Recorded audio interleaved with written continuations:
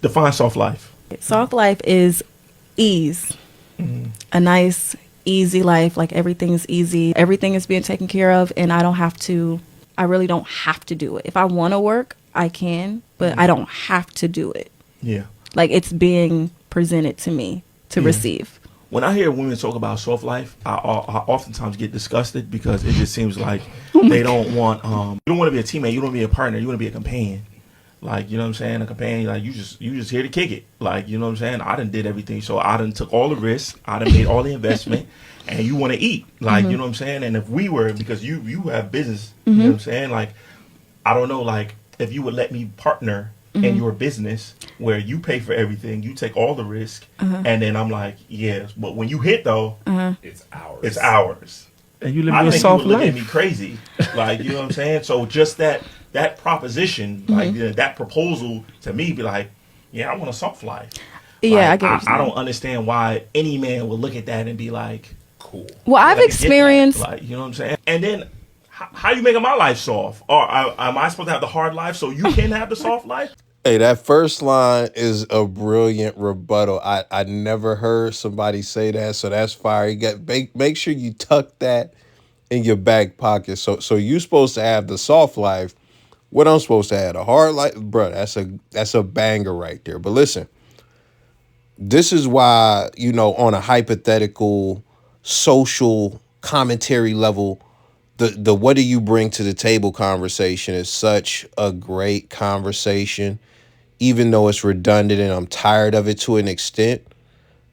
It shows you that these chicks have no idea what a man wants. They have no idea how they can enhance a man's life and make a man's life better. They don't have a clue of what their value is outside of their beauty and their coochie. But this is the thing. They know all the stuff that they want. They know the 500-piece list of what they want in a man.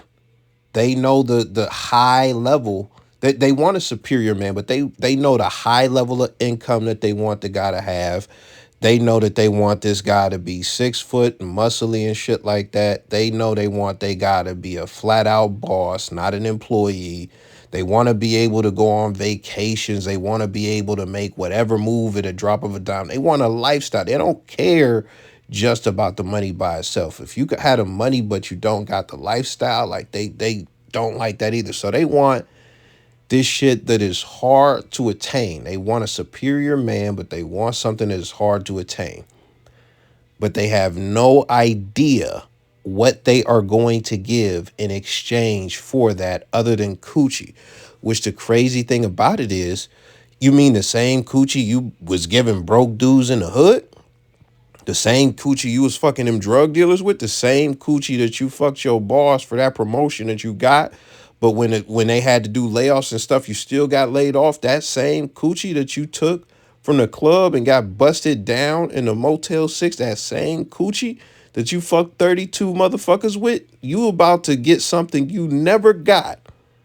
Something you never got with that same coochie that you just been giving away to men who don't got that. You gonna give that same coochie to get commitment, even though you've given that coochie and have not even gotten commitment from a lot of the people you have given it to, whether you wanted it or not. It's not something they were interested in pursuing. So it's very funny to me that, like, when it comes down to this, they are not concerned about a value exchange and they have no awareness of their value. And that's just what it is. They just want to take, and leech. That's all it is. Do you think they should teach pride in schools? Yes. Yeah, we don't condone that.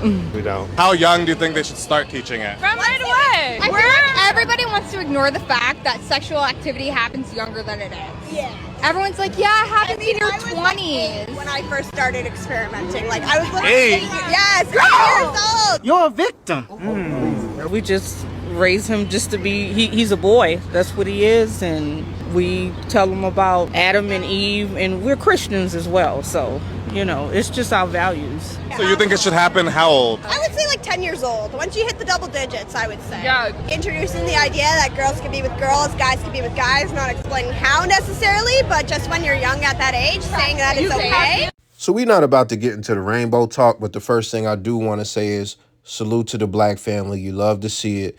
You love to see that, we are going to protect our son or our children from all this sexual stuff until we think it's time and we think it's appropriate. And it's not the school's place to really push anything like that on them until you get to the ages where you can actually have a child and things like that.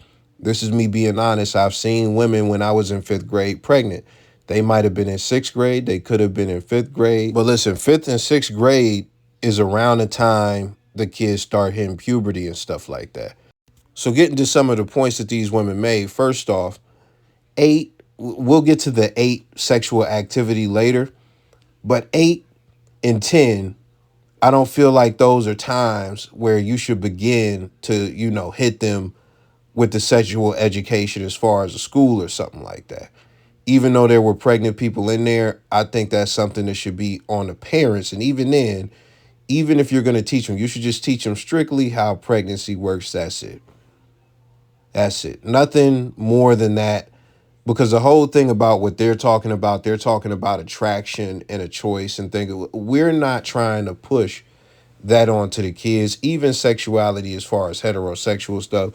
Don't want to give them too much. Don't really want to tell them about condoms or nothing like that, in my opinion, because it's just too early for that. It's just too early. They should just know how the reproductive system works or begin to learn, and that's it. Now, the other thing that I want to just lay out before we get into the 8 years old, these women are whores. I don't have to know their body count, know their sexual history, or know what they have going on to know that. We know what it look. If you in the field, you know what it looks like. That's just what it is. You see the signs. You know what it is. These are party girls. These are not girls who sit at the crib and on the weekend. Because this is the thing about it. This is extremely common. These types of chicks are extremely common in today's day and age and stuff like that. So, of course, we're looking at some alcoholics more than likely. We looking at women who are highly promiscuous, et cetera, et cetera. So that's just a cold read or however you want to call it that I'm going to make right there. Now, that being said, the one chick who was doing sexual stuff when she was 8, I already know that the past can dictate the future in a lot of cases. So it's going to work one of two ways. Either she's going to be traumatized to the point that she's going to stray away from that completely, or more than likely it's going to thrust her completely into it, and she's going to be more advanced than the kids her age and stuff like that. Now, if you live this experience as far as being around chicks like this or anything like that, or even hearing about other people's experiences, you know what I'm talking about. I'm talking about when I was a child, I seen a lot of things as far as people of those ages and stuff like that. And the chicks who were, ahead of everybody else, that's who guys seek to get the experience with during those ages and stuff like that. And these things impact the trajectory for the rest of their life. So that being said, I don't think what she is saying as far as 8, that's not a normal thing. That's not normal. That is completely abnormal. That is not supposed to be going on. And even then, I don't think that it goes on at a very high frequency. But in my opinion, clips like this is why I feel having a kid with a whore is a detriment, because they have no concept of what's inappropriate or appropriate for certain ages, because they've probably, like this woman, have done they have a unique experience to where they were exposed to inappropriate things very early. There is a video that I could probably find and I'll probably react to if I haven't already, but there was a stripper porn star who was being interviewed. She looked like a fucking alien because of all the plastic surgery and stuff. And she was talking about her childhood experiences and how I hate to even talk about this, but she used to do sexual acts as a child for grown adults at a bar in like Sydney, Australia. Like one of those, like I think she's from Australia or something like that. New Zealand or something, whatever. So that's what she was doing. And if you look at the trajectory of where it took her to being a porn bimbo. But honestly, I hate that some of these women had to go through that trauma, but at the end of the day, they don't seek the help that they need and they don't recognize that they need help. And when they get into positions where they're either around kids or have kids, they don't understand or know the nuance of, hey, you got to keep your kids from being exposed to this because they don't see anything wrong with it because of their experiences. Because even the chick that I named, as far as the porn star, she was like, oh, it was nothing. It was nothing. It was nothing. Like she's not traumatized by that. She writes it off like it's just normal, like it was just cool. And it's not. You're a victim. Like the guy said, you're a victim. Once I hear a girl say, well, I'm just a girl, I know that you're broke and lazy. Watch to the end on this now. Pay attention and listen. This is going to open your eyes. It ain't gonna blow you. Me and my friends, we were talking to our friends that are women, and we asked them this question. If your man that you're married to was able to buy a $400,000 house with his own income, but if he needed you to help out with the mortgage, you guys can qualify for an $850,000 house, would you do it? They all said no. Crazy word.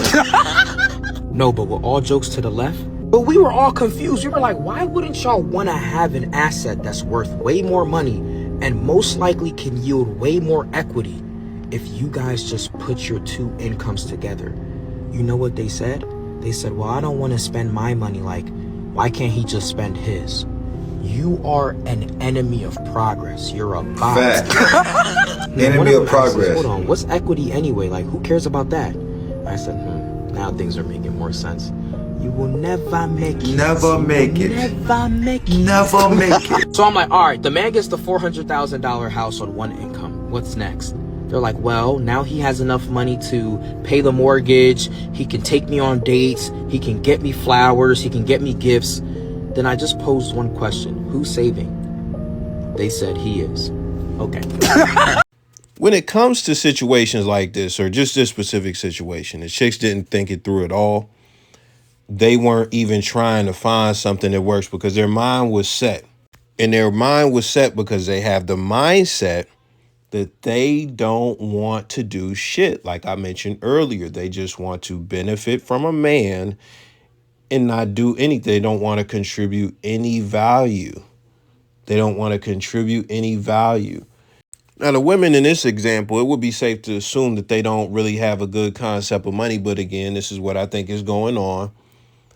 I think that they see a situation that they like to where they wouldn't have to work and they would have a nice house and stuff like that. And it's not an emotional conversation, I'm pretty sure. I'm sure they weren't emotionally charged. But at the same time, I think emotionally, it's like there is no way I'm going to try and process logically a situation where I have to work. By any means, we're going to go with the situation where I don't have to work, because this is the key right here. Watch this.